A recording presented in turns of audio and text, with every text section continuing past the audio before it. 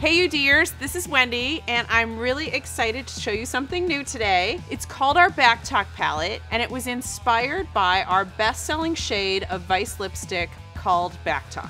This palette is a little different because it's both an eyeshadow and a face palette. I'm really loving the whole monochromatic look, and it's a beautiful mauve-y nude shade that is so on trend right now. So on one side of the palette, you get 8 of our highly pigmented blendable eyeshadows. On the other side, you get great blushes and highlighter shades. One of the coolest things about this palette is this rad mirror that just pops out when you need it or slips right back in. It's your little magnetized Backtalk mirror. It keeps everything nice and clean and separated. I am loving these mauve, muted rose, pinky shades so much. I feel like there's a lot I can do with them in terms of looks. I personally love 3 sheets, curve, shade, attitude, and 180. For blush, I use Cheap Shot, and for my highlighter, I use Party Foul.